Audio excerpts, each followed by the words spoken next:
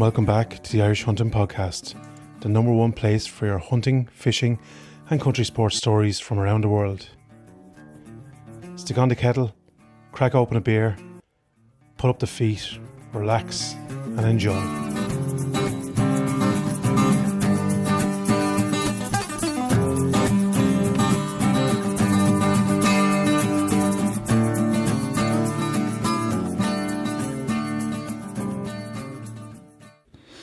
Welcome back to this week's episode, 126, where we discuss the reasons why and how we set up Anto's new rifle. We shed some clarity on the infamous zero in practice. We also debate the pros and cons of cleaning your barrel after so many rounds of use. On top of that, we're putting out the feelers, seeing if there's any interest of putting a team of guns together to head to Hungary on a driven boar shoot, and much, much more. Hope you enjoy this one, folks. Has your deer got a temperature? We've got the solution for you. Visit gamecooling.ie for a full range of game cooling and game preparation solutions. And make sure to tell them we sent you. And we're live.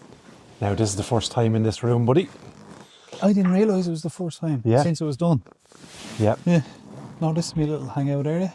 You picking me up okay on that mic, yeah? Talk again? Testing 1, 2, 3, 4. This is all live. Yep. Yeah.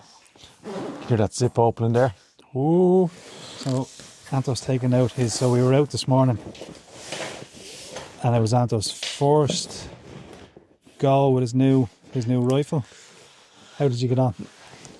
Yeah, I love it, man. I love the glass. I'm not saying the perfect setup because I have to still put the two little bits, the salamander adapter for me bipod, which I actually needed this morning. I actually thought I'll be grand, but I had to actually stand up, which then in turn spooked that deer that we'd seen and start to trot. So it made the hunt a little bit more rush, but that, and then I'm doing the little torch adapter. Yeah, so talk to us about that. You're after coming up with a prototype. We should sell this. Oh, I'm telling you, I want a torch adapter. With a little bit of help from the social media world, I suppose. We put out the question. Obviously, with the saddle mount, can't get rings going. The scope, and to give me a torch attachment, a little Picatinny for my torch, so I can get a Picatinny for the front end, for the fore end of the gun, but then I'm missing my bipod. So it's like Anton. So I'm trying to make it all kind of inter-adaptable with me other rifle. So yeah, and I know people wrote in and said, "Oh, the C-clamp," and I used to use a C-clamp on that very scope. Yeah, and what I found was you'd really have to clamp down on the C-clamp. Yeah, and I was always nervous I might damage the scope, and in return the torch would constantly move around the place. It does move around, yeah. Yeah, and you can't really get it spot on in line with what you're looking at. Yeah. So, yeah. I have the torch with the mount fine adjustment, and it does, it can camber in and out left and right. So it just, once I set it up, that'll be it then, you know what I mean? So those two little things, and then I've everything I need then in that rifle. Beautiful. We had a shot this morning. Obviously, we were successful on the hunt this morning, but not as much recoil as I would have expected. Like I was kind of bracing myself for, like, obviously we've zeroed the rifle as well, which we'll get into in a minute, but nice and smooth. There's a fair. You're under no illusion when you hit something with that. Oh, the report back. It gives you a lovely report back. Yeah. Look, it's a heavy slug, isn't it? 30 cal projectile, and it's a heavy, it's 165s you're 165, shooting? yeah. So I was under no doubt that animal was struck well this morning. Still ran a bit. It did run a bit, yeah. And I was expecting to drop on the spot, but the Seek are a hardy deer. They are. Now again, we went heart and lung. I probably could have waited, but again, as I said, kind of rushed it a little bit towards the end because I had to stand up, get up on the sticks. She had kind of started to move, which pushed the next one on and so on. So yeah, look, it's one of them things where in hindsight, if I had me ducks in a row, I would have been lying down on the bipod. Like the bipod, like most of our shooting is done off the sticks. Yeah. But there is the couple of occasions where it's handy just to click in your bipods. Yeah. You know? That spot being one of them. And the one just underneath the tree up the top. It's those two spots are kind of perfect because you don't have to move off it. But we were kind of doing a little bit of moving because we were late this morning, kind of getting first light. Yeah, first light was... It was 6, but so that means light is breaking at 5, which means you would have having to be up at, I know, about 3:30 to get to me to get up. So we decided we'll go a little bit later. It wasn't that actually Anto was on time today, lads. I was here at 2 minutes to 5. Yeah. Now, yeah, rough night, but look, sure we got through it.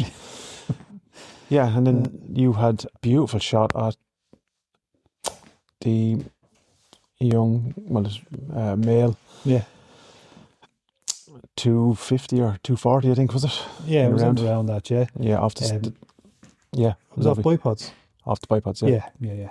Because we got your one, and then I was getting a little bit, no, hold on, we're not finished, I got one. So we took another little stroll, and... we'd actually sat up on the bank, and it was beautiful. The sun was coming over the trees. It was just... we were actually kind of admiring... yeah, the sounds. And it was a lovely morning because the weather's nice. The birds were hopping. There was a cuckoo on one side of us, yeah, and a woodpecker on the other. Yeah, I was like, this is brilliant. And then out stepped himself, yeah. And he kind of gave a little trot across, stopped, and you'd swear he's seen it because he looked straight back up where we are, and then he started to just do a little trot, and there was a bit of gorse on the right hand side, and I was there. I thought you were going to wait for him to go past that and on to the next one, but what I didn't realise, he would have been gone out with your eye line at that stage. I wasn't taking a chance. No. So yeah, we took one each. You happy with the rifle, buddy? I'm in love with it, buddy. Yeah. I never thought I would have been, like when we started shooting all those years ago, I suppose I would have admired your rifle, would have been in awe of it, but I never would have. It was something that, like, obviously, I know it's cliche or whatever, the journey you're on, do you know what I'm saying? You're worried about your shooting and trying to get all those things in order. And then, look, I have it kind of half right where I'm at a stage now, I'm like, I wanted to get something that was going to see me out. And I think that's the rifle there, you know? Yeah. But that's the type of rifle that you can pass on to your kids. Exactly, yeah. Now, they're a straight pull rifle. I'm mad to test these on a driven shoot. Yeah. Do you mean, because we don't, like, we're deer stalking, we don't really get to test the functionality of it. Yeah. Nice driven shoot. And we get the boys in the UK and all to come with us. I think so. For the crack. We're actually looking at the man himself here on the driven shoe here at the minute. Jans. I always call it Hans Frelbeck? I don't know. We're or butchering this. Franz Hellback. He's a German. Well, I always call it either, I mixed his first Franz Hellback or Hans, something like that anyway. But yeah, he's cool, isn't he? Yeah. Now look at his rifle. There's some sexy rifles. I know. We can only dream. I'd say I can see you with one of them now, I'd say. Yeah, with it. Not being able to shoot with it. In not too distant future. We're looking at the Kiplers there, is it? They're the breakout. Yeah. Yeah, very nice. And just below the telly, it's me bar tusks. Yeah, the room, man, is savage. Do you like it? I love it. See, absolutely I love have it. me 3 species, Irish species up on the wall. So the Secret of Red and the fallow that I got in Lambay. And then in front of me, I have my bar tusks. And the plan is the bar tusks are going to go around the fire as Deadly. I collect them over years. Deadly. And then me 2 muntjac heads, whenever Tom has them, there and there. Yeah. Me Chinese up here, and then somewhere for me roll. Yeah. But see, above your TV there would be perfect for row. Yeah, I can't really gauge the size of a row head. Yeah, I think get it. I think you will have plenty there. Or over the door. Yeah. If they go over the door, it'd be cool because you could start an assembly line of those as well there. Yeah. You know, you can imagine 3 or 4 nice row heads there. Now, the wife thinks I've lost my mind, but this is like, because where I sort of seen this was over in Hungary with Yancey's realm. That's a lifetime of hunting stories Yeah. in one realm. Well, I'm just looking around, like, and I'm automatically brought back to where I was when you were shooting these. Yeah. Like, I was standing right beside you when you shot that one. Yeah, I was a couple of 100 yards away when you shot that one. I was with you when you shot that one. yeah. Your boar, I came and retrieved me that with you. with Yeah, that. yeah. So it's and that, the other boar, the females. Some of them were males. They just had no teeth. I know teeth. Yeah, yeah. So I've got 4 bullets on a plaque with the boar hair off each boar that I shot. I'm just saying I've shot 4 boar. It's your 4 boar. Yeah. I shot 2 But 2 nice. 2 monsters. Two big lads, in fairness. Yeah, but See, you take your time and pick I the know. right one. Yes, I wasn't even going back to last year. I wasn't even. It's funny how when you're not expecting that and something just lands, and that was what happened last year. But we were just talking. Actually, we're really looking forward to going back this year. More so, I said this morning to you on the drive up to the hunt this morning. I'm more excited this far out compared to last year. Yeah, Does that make sense? it does. I think because we've always been. Well, I know myself. Like every year I've been always trying to, like, this year we've assembled our kit. We've got new binos, which we'll talk about in a second. You know what I'm saying? We've the proper equipment on both our sides proper now. sticks, proper knives. Yeah, It's like we were out this morning and we took a picture of our gear, and I was trying to add it up real quick, and I was going, buddy, if someone robs us, there's over 20 grand's worth I of know. fucking. Just lying on the floor. Yeah. It's the most expensive free meat you'll ever get, isn't it? But going back, I suppose we've had quite a lot of water under the bridge over the last couple of weeks. Interesting couple of weeks, mind you. Sorry, that's my phone going off. But we'll go back to zeroing. There was a little bit of controversy about this. And I'm going to try lift the lid on the magic, or those magic shows where we give a little bit of insight. Show Social behind the media curtain. is full of shite, right? Because what you do is there's no person that goes out and films, unless you have a GoPro, that everything exactly, because you'll get shit footage, and then what you end up doing is you have to stitch stuff together. That's what happens. So you have to try and patch to build a story, to give, do you know what I mean? Yeah. So that's what happens in everyone's stories. So that's what we're doing. And we were out zeroing. The rain was coming in that evening. The rain was in. And it was getting worse. We were after testing three different rifle ammos on my one. Yeah. So we're trying to set up, the paper targets were starting to get wet.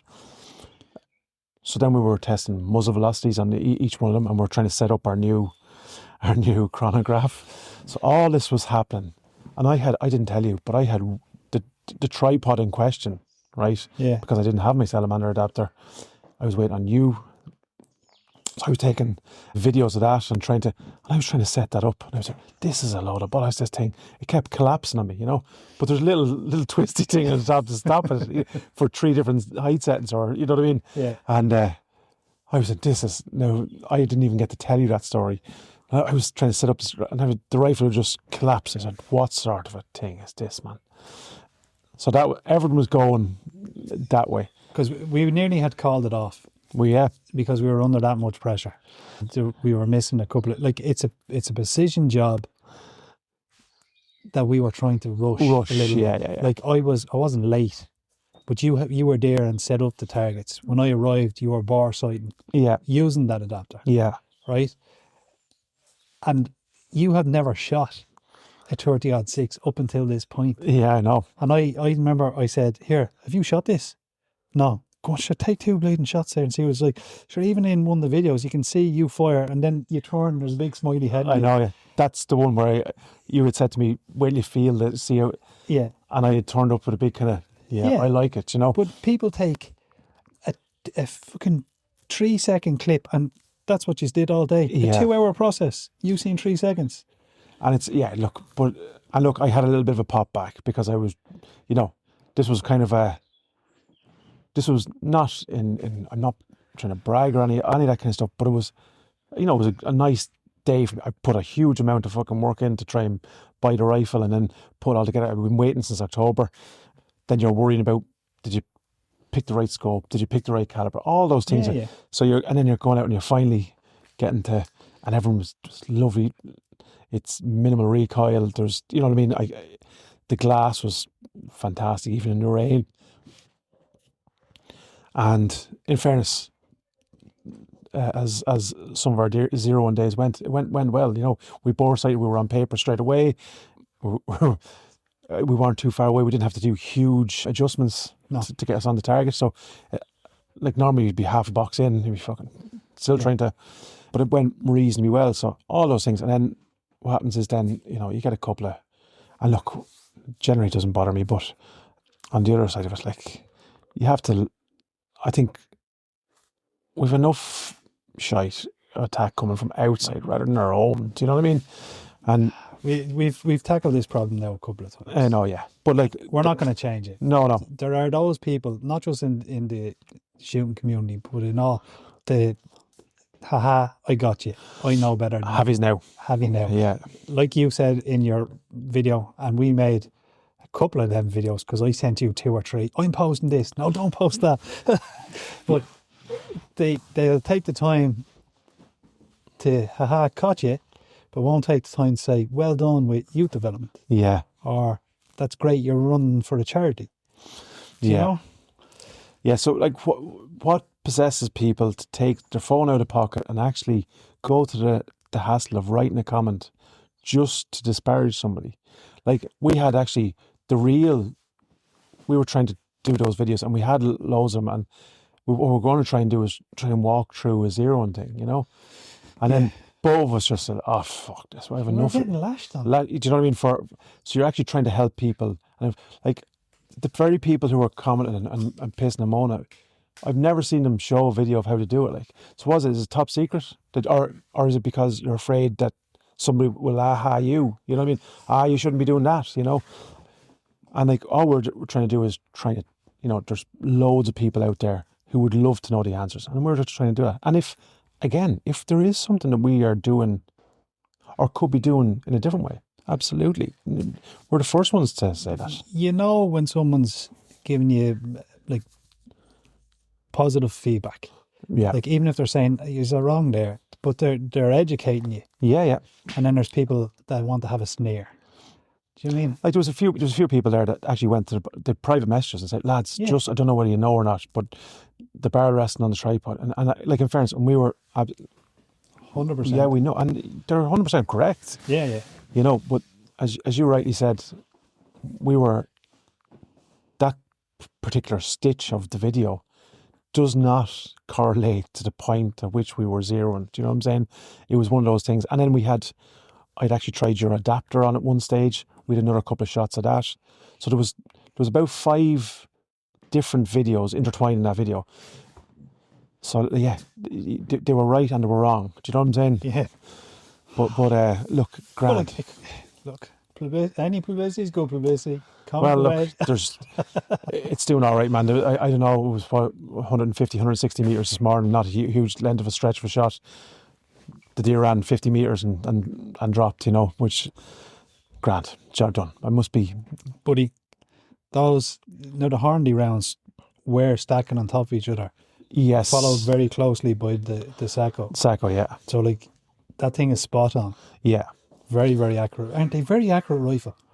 That's the thing that's because we had another couple of, I said, I just want to make sure now, just have another. Yeah. And again, like, and look, I'm not by any means a great shot. However, that gun, where I put it is where the bullet, and I have full confidence in that now. Do you know what I'm saying? I know if, like this morning, I knew pulling the trigger, that was going to go where I put the sight on. A lot of it is having the confidence in your kit and equipment. Yeah. And knowing that you set it up correctly. Yes, and look, that's in no short part to yourself, buddy. I wouldn't be. The two of us, you were well capable. And there's no great mystery in, like, if someone takes the time to show even a new shooter, Yeah, they would pick that up in no time. in no time.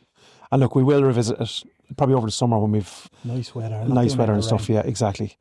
But I had great intentions of walking through and talking through a video on the last one, and then I think both of us got a pain in our bollocks. Said, "Fuck it, we're not there." You know what I mean? Yeah. But that's not the right attitude either, because that actually limits the people who want to know.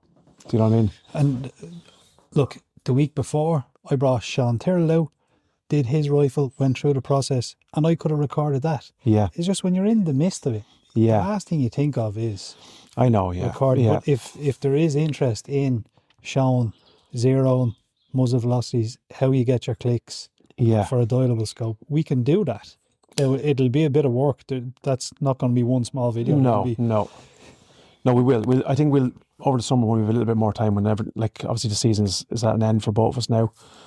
Although we've one small, we've a wonky deer that we're after. If we can get on him, just take him out. I heard, fantastic. If not, that's the season over for both of us. I think. Yeah. We're talking about doing a little bit of fox shooting next week, which we'll talk about. But then binos. So we both got new binos. both got new binos. Yeah. So it was all kinds of angsty. There was lots of rushing and racing. You had Swaros.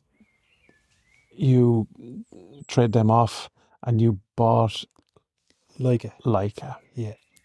And this was after the day up at Norman's. Very impressive piece of kit. Yeah. No, I always liked Stevie White has a set of Leicas as well, so I knew that the glass and the laser tape is top notch. Stevie's is one below mine in terms of it doesn't have the ballistic calculator. Yeah.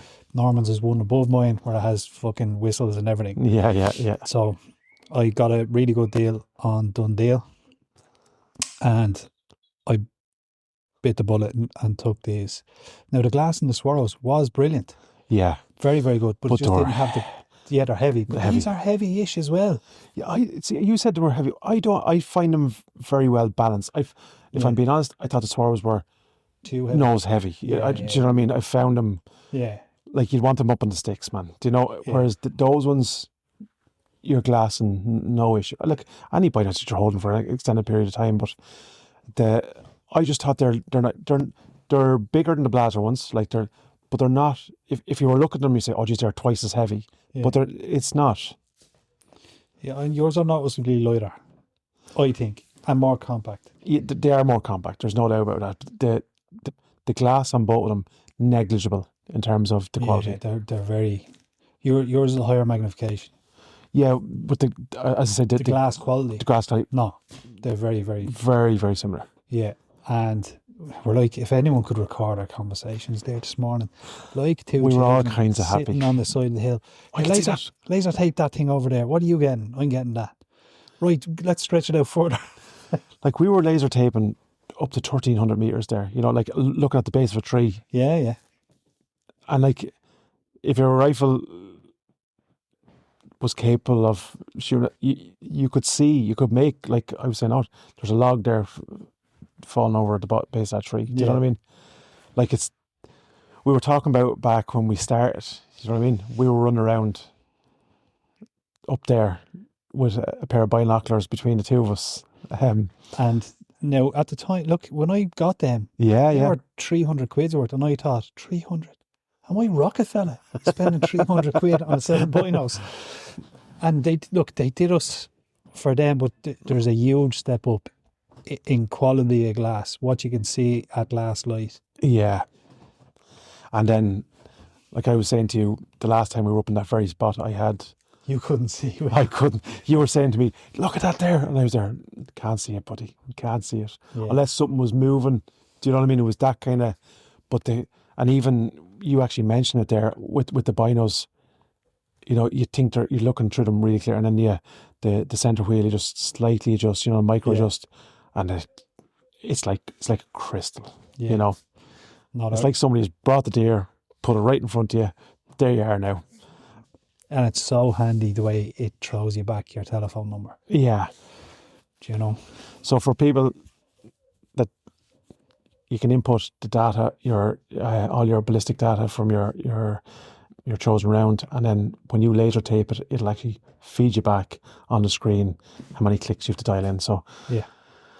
And it's very accurate. yeah, Very accurate. So Yeah. that's the Leicas. You went for, the Blazer, yeah, yeah, 10 by 42s. 10x42s, yeah, and they were the last ones in the shop. Yeah. So I was blessed on that day. I got the last B1 Yeah. and the last set of 10x42s. And I prefer the 10s over the 8s. Yeah, yeah. Yeah. It was just look, Yeah. and if they weren't there in the day, I probably would have. Went for 8s. Yeah, Yeah. but I probably wouldn't have been as. I'm quite happy now that the. Yeah.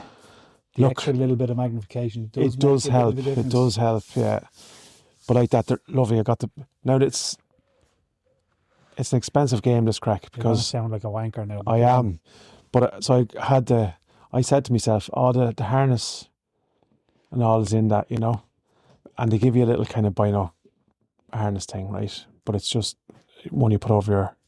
Yeah, it's no use. The one that came with it is no use. It's no use. Not for what we're doing now. So then I had to go back down, and I got the Blazer one.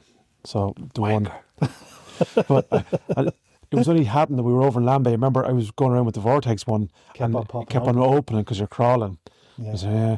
Now the Blazer one opens from your chest side out. So again, designed for stalking and crawling. And it's magnetized. So Magnetized, silent.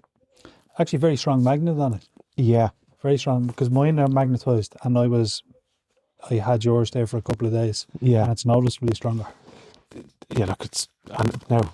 So you buy your harness or your bino harness, and it's grand when you're in your hoodie. Then obviously if you put on your hunting jacket, I need an extender. So I had to go down, or you were down, and I asked you to pick me up Yeah, the extender kit. So they're clever enough. yeah, I mean, I don't know, man, who would fit in that thing in a hunting jacket. You know what I mean? Probably Fran's there Yeah, little snip because he eats salad or something, but it ain't going to be us. Well, definitely not me anyway. I will say now, the extender things weren't. I was expecting them to be pricey. They weren't. They weren't over. Like, No, and I think they were €17. yeah. Can't rightly remember, but I remember going, he's looking about 170 quid here. So there was that, the harness itself, she pricey, Yeah, and then you have to. your bipod My attachment. bipod attachment, Oh, she- 30 or 40 quid there, another one, or 25 or 30 quid, I can't remember what it was. And then if you want, you can add little utility pouches onto the side of them, Yeah. and then there's like wing attachment. So it's like, you say, buying a oh, I'm system. buying a heart, yeah. But anyway, look, we've gone down the road of buying stuff before and having to buy again and again, again, and yeah. so we're getting hopefully a little bit more clever, but I have to say, our kit and equipment is really good at the moment. at the moment, Both setups. like we've the Blazer sticks, which phenomenal set of sticks, man. They are. I really like them. I am going to do a review on them. If I was picking one flaw on them, they open. Yeah, They open. yours did it this morning. Mine did it this morning, and I only tightened them yesterday. Yeah, So and it's not. So this is the thing, right? People say, "Oh, you might have forgot one leg," but it's happened a couple of times to both of us. I tightened all four yesterday. Yeah, I know. That's what I'm saying. But I've said before, oh, maybe I missed that one. Yeah. Do you know what I mean? Yeah. But it does. It for some reason it just half. Bit of tread tie. I don't know. Maybe we just need to lock them up a little bit tighter. Because when we're in full season, I leave mine extended at the right height anyway. Yeah. It's only when we're putting them into our case for going overseas or something, you'd really Break them them down, Yeah. So maybe just lock them up a little bit tighter if we can. No, I'd be giving a fair so do help. I. But I'm going to concentrate now and see. I'm going to do it the next time and see does it. I might try a little bit of tread tie. I don't know how to. Not lock tie. Well, it's tread tie, isn't it? Yeah, Yeah. they are Loctite. Yeah. You can get There's two different two ones. different ones. Yeah, but yeah, just be careful, man, because that relies on sliding up and down. That if you get a bit of that in there, I wouldn't be. Yeah, Look, maybe I you won't do do with that. yours and you let me know how you get on, all right? That's the way we'll do that. But yeah, so what, in terms of your kit, happy? I'm happier now Yeah. because I cleaned it. Talk us through that. So I was back. I went out and I tested the theory. That's how I came to this, right? I knew the rifle was on, but I had one or two. Not yeah, I've missed like everyone misses, so that could be down to me. But I knew it wasn't as tight as I wanted it anymore. Yeah. Like your brand new rifle, after it bedded in, that we're stacking on top of each other. And there's one day we were out. I remember going back earlier in the season. It was after Christmas, I think. And as we do, where'd you put the shot? You know, we'd be Yeah, chatting, and you said, "No, I went, high shoulder, heart, lung, or neck, or whatever." yeah, And I remember you walking up and you saying, "Yeah, I thought I put that there." Now the deer was dead, yeah. but you were saying, "I thought it was for." So it was playing in your mind for quite a while. Is what I'm saying. It was. So it was throwing a leg out of bed every now and again. Yeah. And so then I wanted to test it on paper. I was going up to test the barrel resting on something Yeah, because everyone was banging on about it. And like, obviously, I know that it does affect yeah, it, yeah. but I just wanted to show By how much? Yeah, how much, yeah, and is it worth all the bleeding falafel that was yeah, going on. So I tested that, and rightly, it did throw it. I'm going to retest it because my silencer was also loose. yeah, So, but anyway, something I didn't mention that I should have mentioned when I was making that video is, while it did shift the impact right high, it keyholed two of the bullets. yeah. What I mean by keyhole is, One. no, the bullets turned sideways. Okay, So there was no longer just a round hole. The bullet was striking the target sideways. That's keyholing. okay. And what happens, I'd say, what happened is the harmonics, it disrupted the round, knocked it off and put it in sideways. Two of the three. There you From go. being resting on From something. resting on the barrel, yeah. Wow. Which I wasn't expecting that. I was expecting a shift, all right. Wasn't expecting it to keyhole. There you go. So, just talk us through that a little bit. So, what happens when the round leaves the rifle? It Due probably to loses its stability. yeah. Say it again. Stability. Because like it's rotating and it's yawling. Yeah. So if I've upset that at all and it's lost its stability, it'll turn sideways or can turn sideways. Okay. So There you go. there you go. So that's one of the That's one of potential. yeah. And at a greater distance, that thing is no longer like rotating to the right. It's now She's- fucking tumbling through the wind. So you can imagine where that's Yeah. being Yeah. influenced then by both by gravity and by wind and Well, it no longer has its ballistic coefficient. Yeah. It's now just tumbling around the place. so it's like it'd be like a bow without a rudder. You know what I Yeah. mean? So it's just free to go wherever Yeah. wherever it wants. So while I was at 100 meters, and let's say it was a fucking 2-inch group, out further, that wouldn't have been a 4-inch group at 200. That could be fucking a 10-inch group. Yeah. That could have went anywhere. Anywhere. So it does make a difference. Yeah. Just so everyone's aware. Yeah. But I was testing that theory, and then I wanted to just check my own zero, and I was not happy with the group sizes at all. No, because you be.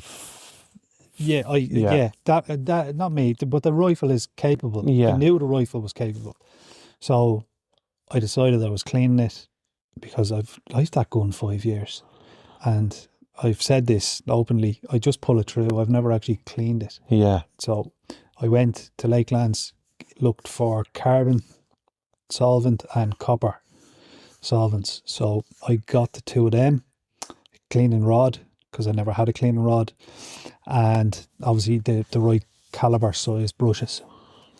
Clean the thing through. I did it an hour each. I did it twice.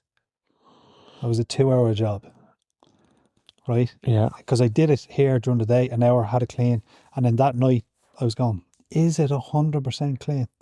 So I came back in and went at it again. In other words, fuck all came out of it a little bit, but nothing really. But Yeah. now I knew it was spotless. Spot on. Now I'm going out to see how it groups, and I knew it'll have to rebed or sit. Yeah. Like have to set again. So just talk, because I know we dipped into this in one of the last podcasts, and we're trying to, I suppose, because don't want to lose anyone in terms of, so when you're cleaning inside the barrel of the gun, there's lands and grooves, correct? Yeah. So as the round passes through, it deposits both carbon and copper. Yeah. So these little grooves essentially will.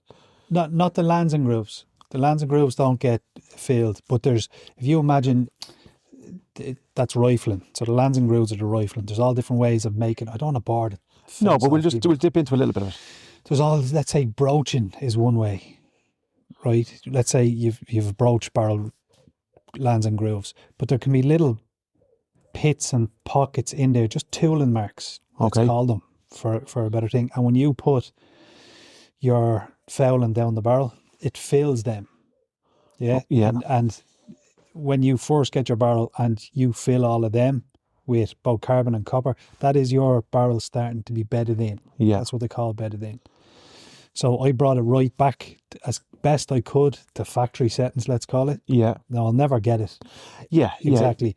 But it still needed to be bedded in. So the first group was maybe just over an inch, first two groups. And then I could see them starting to shrink. Yeah. And they shrunk down to 1.4 of a centimetre. That is half minute of angle. Yeah. A minute of angle is 2.9 centimetres. So you hear people going, oh, that's so bad away, yeah. That's a minute of angle going. That's 2.9 centimetres. This thing was shooting 1.4 centimetres. Yeah. I fucking knew. The gun was talking to me. Yeah. It was telling me, clean me, you prick. Yeah. So for again, there's two theories there kind of proven, one with the harmonics in terms of resting and what the potential impact or implications of that is.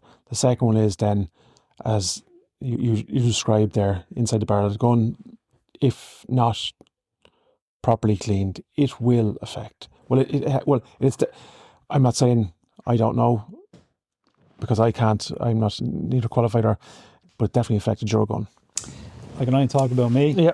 And it affected the accuracy of my gun. And I seen it grow when I didn't clean it. Now, look, this is prolonged not cleaning. This is probably a little bit of, I won't say abuse of the rifle, but it was neglect on my behalf. And then when I did clean it, those groups shrinked right back down. I put up videos, pictures. Yeah, no, it's there to be seen. Yeah. And there's F-class shooters writing into me, clean that gun and you'll be happy. Yeah. Now, I also got other people. I shot 3,000 deer, never cleaned the gun, and it never changed muzzle velocity and never stop it. Because everyone knows your muzzle velocity increases after about 150, 200 rounds. Yeah. Like, the reason behind that obviously is because all those friction points are being. Yeah, there's a couple of things. Now, this is layman's my perspective, and tell me if I'm wrong here. But if all those pits and grooves, as they're being filled, it'd be like a painter, for argument's sake, filling holes in the wall. As it becomes smooth, the surface area becomes nice and tighter out the round. So essentially, it's slipping down. Yeah. After it beds in, it can increase. And people saying that they shot 3,000 and never cleaned out. Now, look, like I said, there's outliers, maybe. Yeah. But the chances are. And in your opinion, does it get to a stage? So say after your 150, 200 rounds starts to. Is there a tipping point where it gets to where it starts to go the other way? Do you know what I'm saying? Where the velocity starts to come back down again due to friction or. No. And I thought it was going to, after I cleaned, I thought my muzzle velocity would have dropped but it didn't. It dropped when I say a tiny bit, like a small bit. The overall average was slightly down, but after I bedded the back in, it was up and around where it was. Okay. Is what I found. Yeah. Okay. That's interesting. That's the truth. No, that's good. Look, I know you don't you think it's boring. I don't think it is, because this is all the process. I think from my perspective, I'd be always kind of trying to hammer you for some of those bits of information you kind of probably take for granted because you've been around it for so long. But I know there's a lot of people that are very interested. So look, we'll keep dipping in and out of it. But your glass, you've got some glass cleaner as well. Yeah, I got a Anti-fog spray. defogger. One of the lads said, try this out. Now, luck would have it, the weather's been fucking brilliant. Yeah. But I have it on the glass. It hasn't affected the glass quality at all. I just sprayed it on, rubbed it in, and I'm just waiting for it to get a little bit worse so I can test that theory out. But like I said, some of the best shots I've pulled off is with that particular piece of glass. Yeah. So, Yeah, it's doing its job. That small little tweak, does that clean the glass as well, that spray, no? Or do you clean this glass before you put that on? I cleaned the glass before I put it on. Put it on. But, look, I'm going to be out fox shooting.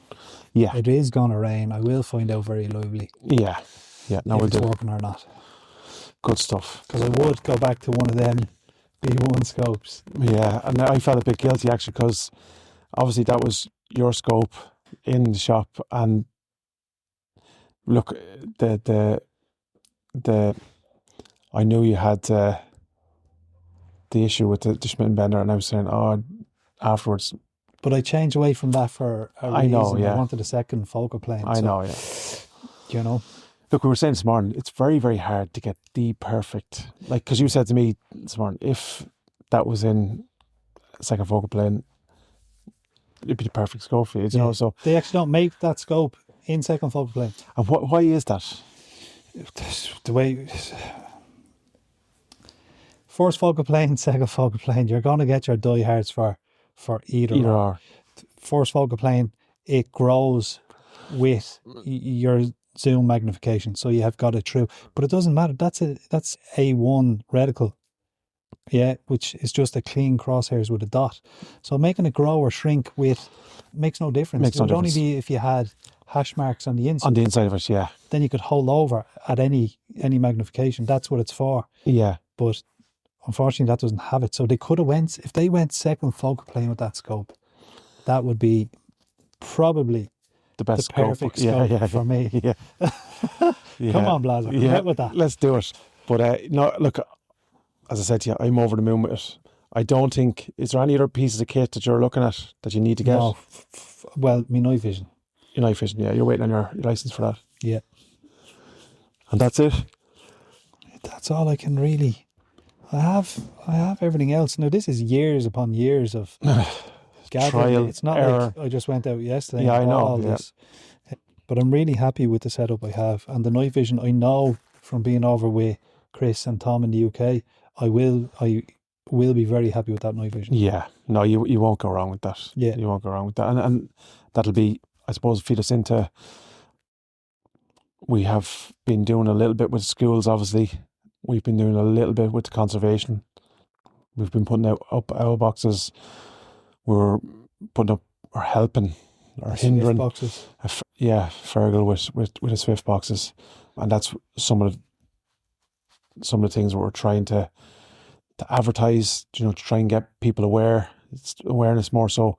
You know, the couple that we're putting up won't change the world. Change you, but if everyone was to do it, you know, I heard somebody actually saying, if owl boxes to put up, who will put them up? It's very simple to put up, you know, a couple of screws, there's no issue putting them up. Obviously there's a cost to making them, that's the thing, and even with Fergal, like, in fairness, I have to commend him. Like, I mean, it's money coming out of his own pocket. They're not cheap. Those collars for the Swift boxes. I think that kit was, I think it was in £600, and he's putting in one in Newtown and one in Termonton, you know, so. And we're hoping that maybe Kilcock School or one of the other schools now, so there'll be 3 in the area. That'll be huge. It's a fair chunk of money. Yeah. For someone to fork up just for the welfare of birds or to establish a family. But to put it in perspective, dude, like, he put up a message yesterday, you know, ensuring the future of Kildare's Swift population. Like, that's a phenomenal legacy to believe in, you know. And we've had a big win as well. There's 2 local farmers are after taking on. We did a little bit of a drive there with the cover crop and the birds and bees mix, and the NARGC actually subsidise bird mix and stuff like that for farmers. I think it's a fantastic scheme. Pádraig Breen is over it there. And at the AGM last year, I was looking at the kind of the uptake of it in the county, and I was kind of saying it was one of the things where I wanted to try and drive it on a little bit in Kildare this year, you know. So straight away I think we've 3 or 4 acres going down. That doesn't seem like a whole pile. 3 or 4 acres is a huge amount of crop from a zero recorded one last year. So hopefully we can grow that year on year, get up to 20, 30, 40, 50 acres. Wouldn't that be phenomenal, you know? The benefit of that is obviously it provides cover for the pheasants in the off season. So you get your like habitat and feed, but you also get the site. And this was one of the things myself and Fergal discussed actually yesterday. It's ironic, you know, because myself and him would have went at loggerheads by times, you know, because, you know, Fergal's from a huge conservation side.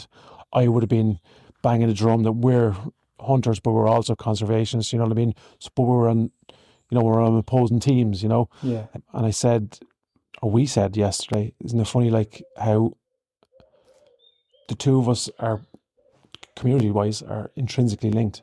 If mine does well, his does well. I'm saying mine as in ours, his and theirs as well. So they're intrinsically linked. So wouldn't it be fantastic? Like there's 125,000 licensed firearm holders in the country. Wouldn't it be fantastic if we could get half of them to, you know, if we could get a scheme going to plant one native tree per person? Like that's 60,000 trees planted. Yeah. There'd be, you know, if we can get the cover crop, we don't know the benefits and the impact of that until we can come together and really start working together. So I'm hoping this is the start of that kind of journey, and I'm racking his brain for stuff. Like he's a wealth of information. He told me where to put the owl boxes, you know, because I was just going around dotting them. Now I was putting them up where made sense to you. Yeah, but like it was a southeasterly face, and I think was I can't remember. I have to Google it every time before I put one up.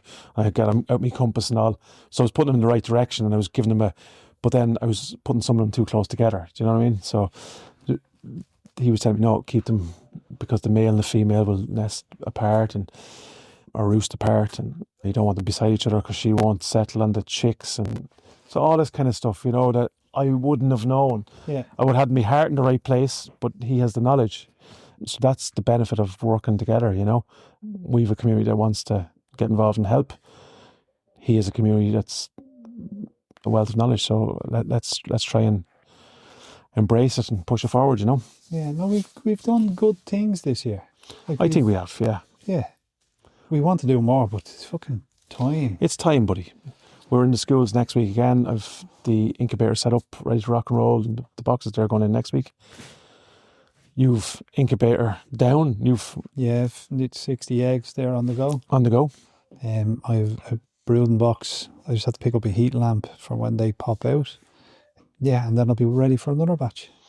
And we were just saying we will not feel it till September. We're actually heading off, the 4 of us actually doing a bit of R&R in Caboo, and we're going to do a bit of fishing when we're down there. Yeah. And that's only 2 or 3 weeks away. And then we nearly always catch fish when we go there, so I'm looking forward to it. Fingers crossed. We might get a little bit of pike fishing done before we go down there, will we? Just to get back into the zone. When are we going? 3 weeks? Yeah. We squeeze in a day. So I think we will. We tip down to Roscommon? We'll tip down to Roscommon, okay. Yeah. We'll do that. And yeah, we'll get the lines wet. Sure, right, so we're kicking into the pheasant raising. Straight after pheasant raising, we'll have to kick into predator control. Yes, and I think that... Talk to me about the recent events of Sinn Féin. Yeah, that's been unfortunately they've changed their policy. So they were very pro hunting and pro field sports. Obviously with the People for Profit, Root Coppinger, Social Democrats, and a lot of the left wing, or just say eccentric communities have been anti-hunting, and they've seemed to have infiltrated some part of Sinn Féin, where there's now there's now national opposition from within the Sinn Féin party towards. I think it's gonna bite them in the ass, because I think, I know there's been a campaign from the anti-side that's not based on actual factual numbers. They have a generic email going around that they're just blasting. They've multiple of those pages are run by the same people, so it gives them, so it's very clever. That's one thing about them. They're tech savvy. They're clever in the way they're going about it. So we need to just be very aware of what the end game is here. Now, And when you mean end game, it's not just about they're not very fuck something. They don't really care. They'd see that obviously if they got Foxes off the table, it'll be a big win. Is but it a case of what's next? Correct. They'll quite quickly forget the beautiful fox, and it'll be the beautiful pheasant, and they'll have cartoons of pheasants up, and then it'll be saying, "Oh, sure, you're shooting this for sport. You don't need to use it. These are not, non-native," and that'll be the next one, and they're coming around the peripheral element of hunting. What's their end game? Like, is it to stop all field sports? Well, they've a huge vegan following our backbone. So they want everyone eating beans. That is now. Obviously, there's a huge, and I'm not into conspiracy theories. I'm just going to tell you the facts of it. There's huge. Look into it, bro. Yeah, there's huge financial traction behind the vegan movement. You know what I'm saying? Similar to the sugar movement back in the day when sugar was good for you. The cereal movement, you eat your cereal every morning and be healthy, get fat and ill. Do you know what I mean? It's the same kind of, anyone that from that I know that has a background in nutrition and all will tell you that healthy balanced diet will beat. And if you look at, I actually was in Lidl's the other day and I was looking at some of the ingredients in some of it, like if you take vegan ice cream and stuff, like I wouldn't give that. I'd say if you put it outside, the cat wouldn't eat it anyway, man. Do you know what I mean? Like it's horrendous. So we just have to be very careful, because their end game that's their ultimate goal. So it's this is how they get there.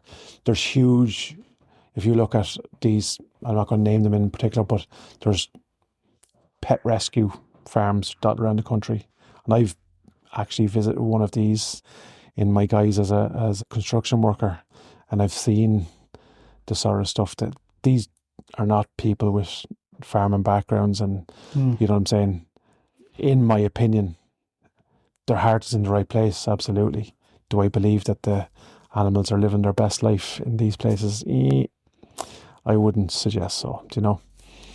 And I'll give you a story. I went into this to price some of the work, fencing and so on. And this was ironic to me because there was deer in one of these paddocks, rescued deer. And this woman was she was in the countryside, but she was trying to fence the deer in, which I thought was a little bit ironic, you know what I'm saying? Yeah, rescued deer, do you understand? Do you know what I'm saying? I'd like to find the deer's opinion. And they get out here, like the fencing came across and there was a big dip, and we have to bang it up there because they're getting out there. I was like, well, what is the problem here? Who asked the deer? Did the deer say they would prefer to be here? Oh, well, I can feed them and look after them, And then she found a dairy milk wrapper on the ground, and she went, Bazos, that those lads there, I told them they're not to be eating this, because it was obviously milk in the chocolate, And then I said, can I use your bathroom? Because this took about 3 hours, man, to get around this place. Can I use your bathroom, please? Oh yeah, go in there. So I went in her back door and in to the toilet. I just closed the toilet, and as I was walking over, there's chickens in the toilet, man. He was a fucking rooster trying to attack. You know what I mean?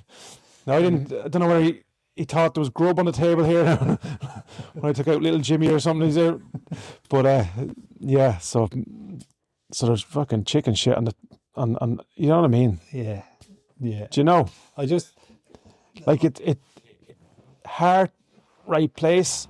Eccentric would be a tame word I'd use, you know. But if these people are around in the 50s, man, they wouldn't be, Yeah. you wouldn't be giving them money. Do you know what I mean? Yeah. See, I not that I don't care about the fox hunting with hounds or on horseback. It's not, I don't do it, Yeah, right? It's not my sport, but it is one of the field sports. correct. And once they clip a field sport, it's just on to the next one and the next one. Yeah. And I don't think that they're going to stop. And here's the thing, and I'm going to just say this is my last bit of a word in it, but I put up a thing way back about in terms of the fox hunting when we had the big drive before Christmas to try and defeat that motion and whatever. And that was well defeated. It was, yeah. But now I know. this is going to close that gap.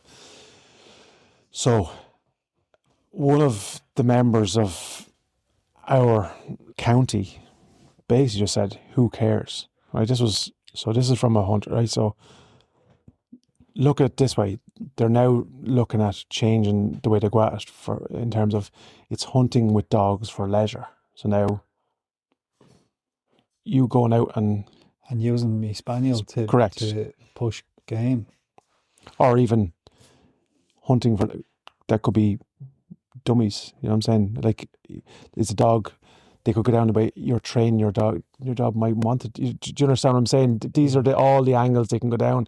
You can go down then pheasant hunting. You're hunting for leisure. You don't really need to hunt pheasants. You know what I'm saying? You don't need to farm cows and slaughter. Like, stop messing. No, I know.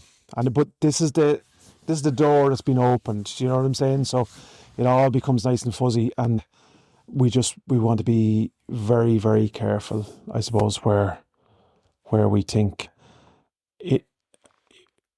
You should care. If you don't, You should care, even though it's not our sport. yeah. And there's a huge, like, one of the biggest myths, and this is like You said this to me earlier. the colonial stuff, right? And there's a very good friend of ours, Owen Pollard, and he sums it up fantastically well. Go on his TikTok page, and he's a learned man in terms of he's part of one of the foot hounds. So people see hunting with hounds as, horseback. It's multiples in terms of the people who actually hunt on foot with hounds versus horses. You know what I'm saying? It's there's a lot more people. Would you say about 3 times more? 3 or 4 times, I would say, I don't know the exact figure, so I'm not going to, but about that.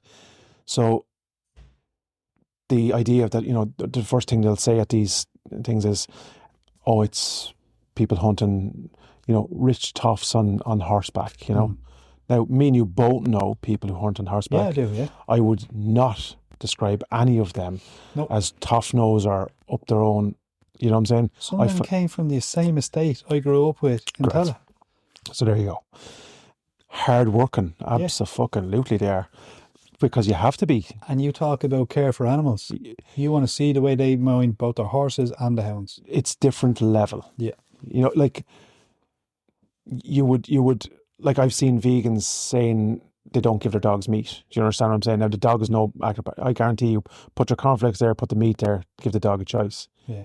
This is the. And my 2 animals would eat both of them. No problem. They'd be there like, yeah, I know if I eat this one first, I can get the second one.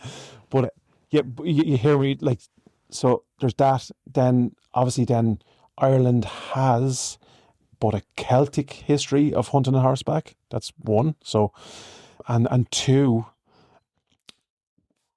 Ireland has its own breed of hunting dog. I didn't know this. Yeah. You told me earlier. Now again, it's very interesting. Yeah. So like again, I've actually asked Owen before. I'm gonna try and get him because he's a funny fecker as well. But I might try and get him on just to speak directly about that because I think that's timely. Yeah. Yeah, we'll try and get him. I might. He's a walking stick belonging to me down there for the last 2 seasons. I was supposed to go down and collect off him that I never got. It was kindly made for me from the time I was down there with the last hunt. So I might make it my business, go down, collect my stick, and have an old chat with him. He's invited us down numerous times to their show and stuff, and want to try and get back down maybe and have a little peep in terms of this history and all that kind of stuff. And we're having an old chat with him. But there's some of the I suppose the mitts and stuff, you know. So it's ironic they're using, you know, the Sinn Féin are now using the British thing, you know, when really if they should know our heritage better than anyone, Yeah. you would suggest. So, but judging from, they're going to have, It'll be close. yeah, they might find that they're after picking the wrong side. I think, you know, we'll just leave it at that. But we'll. Speaking of which, fox hunting, we're going to hopefully next week. We're going to do a big fox drive around the club. I think, you know. We're going to have to, because the amount of birds that you're planning on putting out. Yeah, I'm still seeing good numbers of birds knocking around. great Only numbers. as last week, I've seen a good few birds knocking about. A few nice hens and stuff still peeping around. I think there's a clutch down, a hen sitting on a clutch of eggs down beside me, my dad's. And one of the lads actually at the gun club meeting said there was a theory, I think, for every 40 hens you'll release, it only produces one chick. But there's loads of things around that, you know. Has it been a release bird? Is it a wild bird? Is it has it been, you know, I'd love to know if there's cover crop in those stats. There's loads of things I'd love to know, expand that a little bit more in terms of what we could do to try. And I do know what the hens do is they hold cocks better. Like we're seeing better numbers now than we've ever seen, you know, from releasing hens with the cocks. So Hey, if you made contact with the likes of Tom, yes, like just at the bar when we were over there, I asked, how do you combat splay leg? And like, that was just one. That's my phone. That's not even your phone, buddy. A couple of the things that he came out with, and like the wealth of knowledge that they have, because they do it in huge numbers. huge. Like, it'd be well worth touching base with them and just having a chat. Speaking of Tom, He's coming over. Well, we're trying. We're trying our very, very best, because I know he's flat out. He's the drainage business. He's the hunting. He's obviously pheasant rearing. At the moment. Yeah, and then he's a nipper. You know what I mean? Yeah. Running around. But if himself and Beth, Shiny, a couple of them came over. Yeah, that's what I said. Even if they wanted a holiday, just come over, do a bit of fishing and a few pints. We'd love to have them over. So Like September, going to rock around, then we're off to Hungary. That's us then for the year, isn't it? I'd say so. Yeah. Well, you'll have to speak to Tom. No, stop now. Stop now. No, we'll definitely. Well, we have. Just so you know now, I'll go on. we're talking about driven boar shooting. So this is probably somewhat of an announcement. It might be an announcement to you as well, but we're doing a bit of a driven shoot. Well, it'll be this season, the upcoming season. So it could be in January. Yeah. Yeah. All right. Yeah. Yeah. So what we might do is we can see if we could possibly put it together to be a couple of people. I think we can bring a team of 8, I think, including ourselves. So we'll have a little peep at that. I know there's a couple of people that want to come, and that we've... See, this is the thing. People want to come, and I'm brutal at this as well. I'll say, yeah, but unless I actually book it and commit to it, I know. I'm at to paying money. Yeah. You know, so if there is anyone that's interested in that, Oh yeah, and get it'll in be early doors. Yeah, it'll be like you'll have to put your money where you're, because this is not something that you can Back out of. Yeah, because all our licenses have to go across there. You know what I'm saying? With all the paperwork has to be done in We all advance. get that rate because there is guaranteed 8 guns. Yeah, exactly. So not 6 or yeah. It changes dramatically for everyone. Do you know what I mean? So yeah, so we'll be doing that hopefully with St. Hubertus. Okay. You don't have figures or anything yet? Or Not closest as to the yet. time? Not as of yet. Okay. Not as expensive. We had a brief chat. Not as expensive as people would think. It's just that we're waiting on this season's prices to be announced just to formalise it. But I would suggest, dude, for the driven part of it, I would suggest somewhere between 1,600-1,700 quid for the couple of days driven. Couple of days. Yeah, I think. Oh, that's all right. I think. Right. Now, obviously, look, there's peripheral stuff. You have your flights and accommodation and stuff like that. But we'll try and work it that way. Yeah. Right. That's And new. Now, are you going to break that to herd outside? I'm hoping Laura's just after hearing that through the door. But here's the thing: the benefit of the driven shoot is, so say for instance, right, if we go out, which we'll be after boar before Christmas, and we shoot a boar, you pay per centimetre of tusk and all that kind of stuff. And or weight if it doesn't have teeth. Whereas with the driven hunt, whatever you shoot, you shoot. Yeah. So if you shoot a gold medal, Yeah. shoot a gold medal for the same. Do you know what I'm saying? Yeah, if you shot 3 or 4 boar of decent size there, You'd be. you save on money. Yeah, It well, only makes that's the sense. way I'm looking at it in my mind. Yeah, it's bro science. And look at that thing there'd be magic looking beside an old driven boar. 'Cause we've never done, and we follow this a good bit. So Yeah. I think It's that's something I want to try. It's on Yeah. my list of things to try, a boar shoot. I've a couple of lists. a couple of lists. Yeah, and Jan is back from Namibia. What a trip, man! Look, It looked deadly. I have to talk to him. I know there's another one on the list, but anyway, look, we'll call it that for this year, and we'll see. Can we the scope driven? We seen one down in On aim point. yeah. Would you change for an aim point, or would you go normal scope? So you're quite quick with scope. What do you mean? Like you're quite quick with stuff on the run. Do you know what I'm saying? Yeah. Do you know? So yeah, at the low magnification, it all depends on the distance. Anything over 2.5 magnification, you can't shoot with both eyes open. Sorry, 1.5, not 2.5, 1.5. Okay. Yeah, so the aim point is you can shoot with 2 eyes open. 2 eyes open. And the reason you would want 2 eyes open is so you've a wider field of view, so you can pick where you're going to shoot him. Like imagine closing one eye and he's running. And then you have to try and pick up in front of him. Yeah. Yeah, where you can see with 2 eyes open, there's a break between 2 trees there. I'm Yeah. going to track him. I'm going to take him there. There's lots of different reasons for it, but like a low magnification scope, like it's starting at 2, maybe even 4. Like I probably wouldn't spend the money, Yeah. because if you think about it, then we have to get a new saddle mount. So, yeah. Like it all starts adding up. Yeah. Just for a Now, driven. would I like it? Yeah. Yeah, 100. If money was no option, Yeah. sure, I'd have a scope for fucking one for every style of shooting. But if I had a low enough, like a 2, I would probably just stick with a 2 Stick with it, magnification, yeah. as a base mag. So they'd be grand. That'd be alright. For a first, like you're not going out to buy I know, yeah. 9 point in your first. Sure, Jan's there. He just be using He does, yeah. scopes. Yeah. He's knocking them. I seen him using both. I think I seen him using the aim pointer. Yeah. And then he uses the. But yeah, look. And to be honest, the aim point's a new thing for me. I've never used that type of. There's a name on that type of scope.